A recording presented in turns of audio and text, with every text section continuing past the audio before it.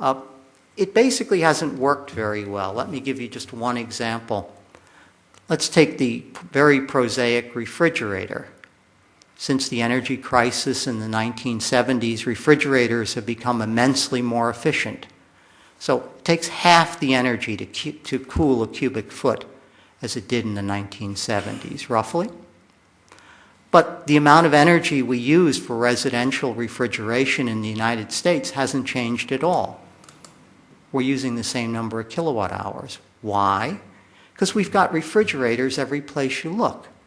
We've got them filled with beer in the garage. We've got them filled with groceries in the kitchen. We've got them filled with God knows what in the family room. Kids have them in their own rooms. You can do the same thing with televisions. You can do the same thing with almost anything.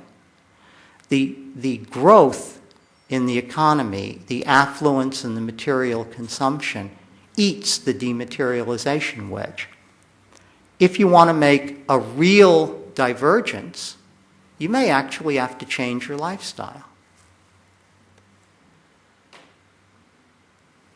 You can make a similar kind of example. I'm going to push it along here so that we have a few minutes at the end. But you can do a similar sort of thing with inequality. Rather than bringing people who make $2 a day to people who bring $3 a day home, you could actually think about whether the world economy could in some meaningful way converge. Now, what has to change for all of this to happen? Basically everything.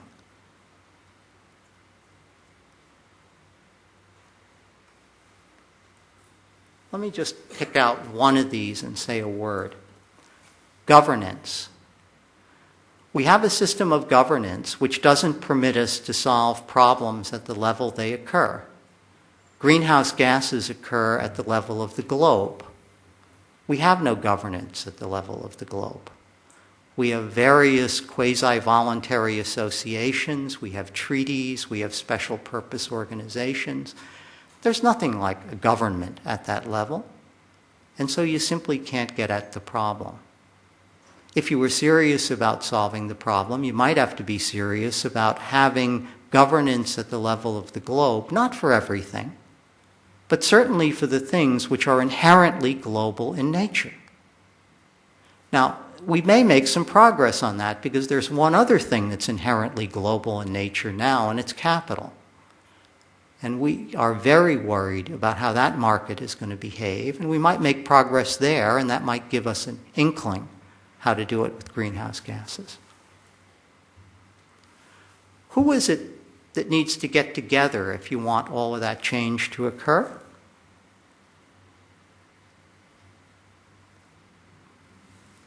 These are the four players. The traditional national governments aren't there because we're talking about the globe here.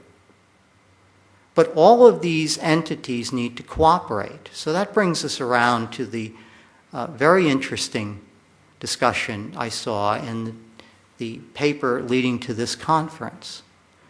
The urgent need for greater cooperation to deal with global economic and environmental issues. These are the folks who need to cooperate. They need the tools for that cooperation. That's where I presume the tools that are discussed at this conference come into play. How do you think about all of this? How do you put it together? Well, this goes back to that funny slide with the funny spilled Pepsi-Cola lines. There isn't one thing going on. These scenarios aren't mutually exclusive. They all have occurred historically. It's just that one of them, being from the US, I've put the market forces one at the top because that's the one that's dominated our lives, certainly for the last 8 years, and in general has dominated our lives. But all of the others have a big effect. The question isn't whether we have a market forces versus a policy reform world. What matters is the relative strength of the various scenarios, and that could play out in a variety of ways. You could get this. Market forces could go along very well for a while, and then in response to some crisis, it could tank. And fortress world could take over. That's the possibility I showed you earlier. On the other hand, things could be quite different. You could make a lot of progress with policy reform, and then, because you see the limits of policy reform, as its effectiveness falls off, changes in values, changes in lifestyle, changes in literally the kind of people we are could come to the fore. And so now we're back to uncertainty. We don't know which way it'll play out. We have a choice. Thank you.